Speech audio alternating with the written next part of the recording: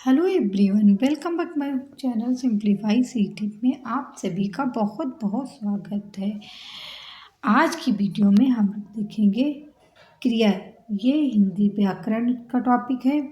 ये कोई भी शिक्षक भर्ती हो, चाहे आपका सीटेट हो या यूपी टेट हो, सुपर टेट हो, कोई भी टेट हो, सभी के लिए आज की वीडियो बहुत महत्वपूर्ण होने वाली। किसी भी एग्जाम में हिंदी से रिलेटेड क्वेश्चन पूछे जाते हैं दोस्तों, तो सभी के लिए आज की वीडियो बहुत महत्वपूर्ण होने वाली। तो आइए दोस्तों, आज की वीडियो स्टार्ट करती हूँ।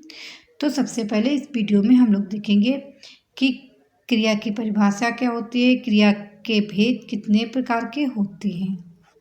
ओके, तो सबसे पहले हम लोग जानेंगे क्रिया की परिभाषा, यानी जिसे वर्ब बोलते हैं, इसकी परिभाषा हम लोग जानेंगे।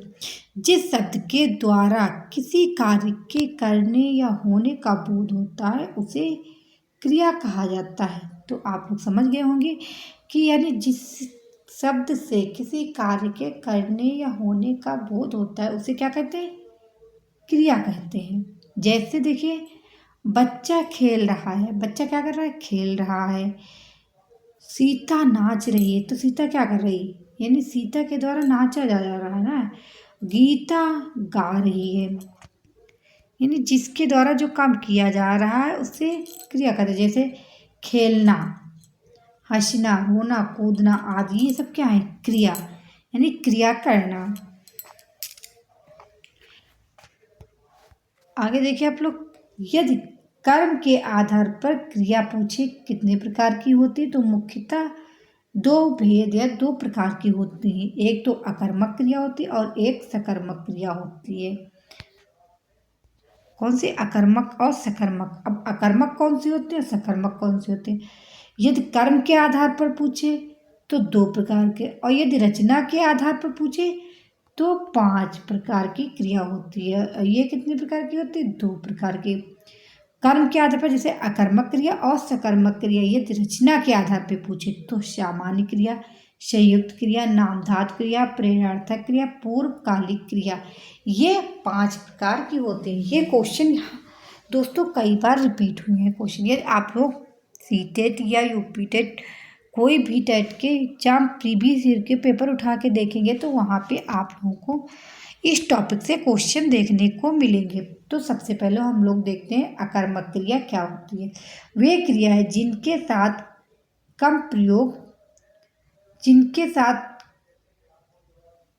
प्रयोग नहीं होता है उसे अकर्मक क्रिया कहते हैं। तो यहाँ पे टाइपिंग मिस्टेक है, काम प्रयोग नहीं होता, अकर्मक क्रिया कहते हैं। जैसे आ माने क्या होता है, नहीं, और कर्म माने कर्म, यानी कोई भी कर्म नहीं है, उसी को क्या कहते हैं, अकर्मक क्रिया कहते हैं। जैसे गीता सो रही है, सोना कोई कर्म नहीं है।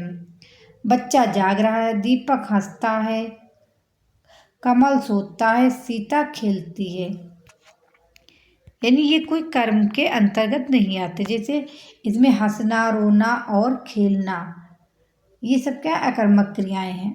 और सकर्मक में क्या होता है, देखिए दोस्तों, सकर्मक क्रिया क्या होता है, जिस क्रिया के करने के लिए कर्ता छोड़कर कर्म पर बल पड़ता है उसे अकर्मक क्रिया कहते हैं। सा माने सहित, का माने कर्म, यानी कर्म सहित, उसी को सकर्मक क्रिया कहते हैं। इसके कुछ एग्जाम्पल मैं आप लोगों को बता रही हूँ। सौम्या गाना गा रही है, क्या कर रही है सौम्या, गाना गा रही है। अध्यापक छात्रों को पढ़ाता है। मैंने एक पुस्तक लिखी। कृष्ण बांसुरी बजा रहा है। मोहन फल खा रहा है। छात्र फुटबॉल खेल रहा है। ये सब क्या है, ये कर्म कर रहा है। अब देखिए सकर्मक क्रिया के भेद कितने होते हैं।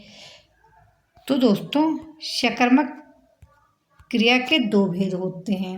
कितने, 2। एक तो एक कर्मक और द्विकर्मक। एक कर्मक क्रिया कहते हैं जिन सकर्मक क्रियाओं में एक ही कर्म होता है उसे एक कर्मक क्रिया कहते हैं। जैसे उषा फूल तोड़ रही, तो यानी वो एक ही कर्म कर रही है, उसके साथ कोई दूसरा कार्य नहीं कर रही है।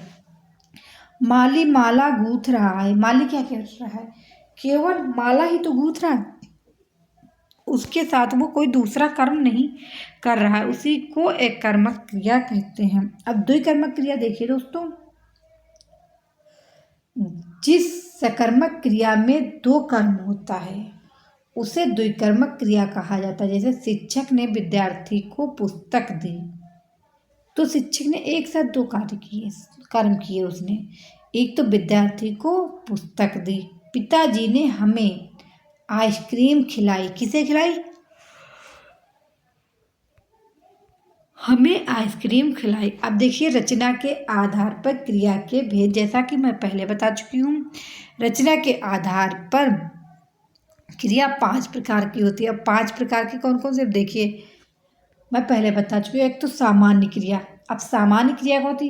भाषा में जो क्रिया रूढ़ शब्द के रूप में प्रचलित होती वह सामान्य क्रिया कहलाती। जैसे वह आया, राम गया। और संयुक्त क्रिया देखिए आप लोग, जो क्रियापद का पद दो या दो से अधिक धातुओं के मेल से बनता है उसे संयुक्त क्रिया कहते हैं। जैसे सोनू ने निबंध लिख लिया। क्या किया? संयुक्त किया ना, उसने निबंध लिख लिया। प्रेरणार्थी क्रिया देखिए, जिस क्रिया का कर्ता कार्य स्वयं न करके अपनी प्रेरणा से अन्य किसी से कराता है उसे प्रेरणार्थक क्रिया कहते हैं। जैसे पिताजी ने गरिमा से पत्र लिखवाया। उन्होंने अपने संरक्षण में गरिमा से पत्र लिखवाया, यानी उसने जो पिताजी उन्हें प्रेरणा दी कि ऐसे नहीं ऐसे पत्र लिखो, तो अपनी प्रेरणार्थक में पत्र लिखवा, तो उसे प्रेरणार्थक क्रिया कहते हैं। अब पूर्वकालिक क्रिया देखिए दोस्तों, कर्ता जिस क्रिया को पहले करके बाद में दूसरी क्रिया करते उसे पूर्वकालिक क्रिया कहते हैं। यानी एक पहले करके यानी एक काम पहले किया और दूसरा बाद में किया उसे पूर्णार्थक क्रिया कहते हैं। जैसे देखिए दोस्तों, अनुराग दूध पीकर सो गया, यानी पहले उसने दूध पिया फिर सो गया, उसी को क्या पूर्णकालिक क्रिया कहते हैं। यानी एक कार्य पहले किया फिर दूसरा उसने बाद में किया, पहले दूध पिया और फिर सो गया। ओमी खाना खाकर खेलने गई, यानी जो ओमी है लड़की है ना, वो पहले खाना खाया फिर खेलने चली गई। अब देखिए नाम धातु, ये लास्ट क्रिया है ना, जो रचना के आधार पर मैंने 5 प्रकार की बताई थी उसी की ये 5वीं क्रिया है। संज्ञा सर्वनाम विशेषण शब्दों से बनने वाली ये क्रिया है नाम धातु। जैसे हाथ माने क्या होता है? हथियाना। आप, अपनाना, खेल, खिलवाना, ये क्या है? नाम धातु है। अब देखिए किस प्रकार से दोस्तों क्वेश्चन पूछे जा रहे हैं। मैंने वही क्वेश्चन लिए हैं जो प्रीवियस ईयर में आए हुए हैं। उसने नहाकर भोजन किया, इस वाक्य में नहाकर निम्नलिखित में से किस क्रिया का उदाहरण है? संयुक्त, पूर्वकालिक, प्रेरणार्थक, द्विकर्मक। देखिए संयुक्त तो है नहीं, प्रेरणार्थक यानी जैसे पिताजी ने पत्र लिखवाया, द्विकर्मक इसमें एक साथ दो कार्य नहीं, तो बचा का पूर्वकालिक, यानी पहले उसने नहाया फिर भोजन किया। देखिए पहले नहाया फिर भोजन किया, तो क्या हुआ दोस्तों? पूर्वकालिक क्रिया हुई, यानी second option is right. Okay. कविताएं सुनी सुनाई जाएं में क्रिया है द्विकर्मक, अकर्मक, सकर्मक, प्रेरणार्थक। सुनी सुनाई यानी एक साथ दो कार्य हो रहे, तो क्या हुआ? First option is right. देखिए ये सीटेट में आया हुआ क्वेश्चन है, 2018 में पूछा हुआ है। निम्नलिखित में से अकर्मक क्रियाएं बताइए। पढ़ना, लेना, खाना, रोना। अकर्मक में क्या था? हंसना, रोना, गाना, इस सब का अकर्मक, यानी fourth option is right. Okay, इसमें सोचने की कोई बात ही नहीं। राम ने किसान की जमीन हथिया ली। रेखांकित शब्द में प्रयुक्त क्रियाएं चुनिए। ये एचटेट 2021 में आया हुआ क्वेश्चन है। प्रेरणार्थक, संयुक्त, नामधात, अकर्मक। जैसे मैंने बताया था एग्जाम्पल, जब नामधात की परिभाषा बताई थी उसके बाद मैंने उसके हाथ हथियाना, उसी प्रकार इसमें क्या हथियाना क्या है? तो ये क्या है दोस्तों? नाम धातु क्रिया है, यानी थर्ड ऑप्शन इज राइट। ये तो आप लोग लिए तो देखते ही पहचान गए होंगे किस क्रिया की उदाहरण है। निम्नलिखित में से सकारात्मक क्रिया नहीं है। निकालना, उड़ाना, भिगाना, संभालना। तो fourth option is right. Okay. Ram पुस्तक पढ़ता है वाक्य में क्रिया है सकर्मक, अकर्मक, द्विकर्मक, प्रेरणार्थक। तो देखिए अकर्मक हंसना, रोना, गाना, ये तो अकर्मक है ना। द्विकर्मक दो कार भी नहीं हुए और प्रेरणा भी नहीं दे, तो बच्चा क्या सकर्मक, यानी फर्स्ट ऑप्शन इज राइट। ऐसे भी आप लोग क्रॉस करके निकाल सकते। गीत, वह गीत सुनाता है वाक्य में क्रिया का प्रकार है। द्विकर्मक नहीं है, सकर्मक छोड़ देते हैं, प्रेरणार्थक कोई प्रेरणा नहीं दिया, अकर्मक। तो बच्चा क्या सकर्मक, यानी सेकेंड ऑप्शन इज राइट। ऐसे आप लोग क्रॉस करके राइट आंसर निकाल सकते हैं। सकर्मक क्रिया का उदाहरण है वह हंस रहा है, वह सो रहा, ये तो अकर्मक के अंतर्गत आ जाता है। वह पढ़ रहा है, वह चल रहा है। तो पढ़ना ये कर्म कर रहा है, यानी second option is right. Okay.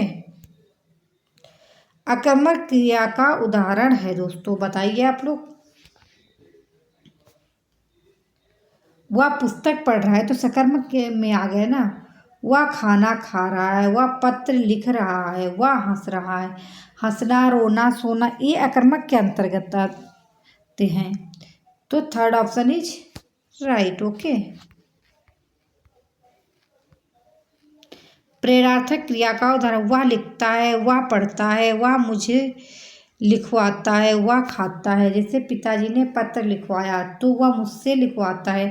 Third option is right. आप लोग ऐसे देखते ही पहचान जाते हो। ओके। संयुक्त क्रिया का उदाहरण है वह पढ़ाता है, वह खाता है, वह पढ़ लेता है, वह सोता है। Third option is right. ये संयुक्त क्रिया का उदाहरण है। ओके। ये आज की लास्ट का सीरीज को लास्ट क्वेश्चन था। आप लोग कमेंट करके बताइए कि आज की वीडियो कैसी लगी। यदि आप लोगों को अच्छी लग रही तो मेरे चैनल को लाइक एंड शेयर करिए, जिससे मेरी सभी आने वाली वीडियो आप लोग आसानी से प्रोवाइड हो जाए। Thank you. नेक्स्ट वीडियो में नेक्स्ट टॉपिक के संग फिर मिलती हूँ। तब तक आप लोग पढ़ते रहिए और अपना ख्याल रखिए। Bye bye.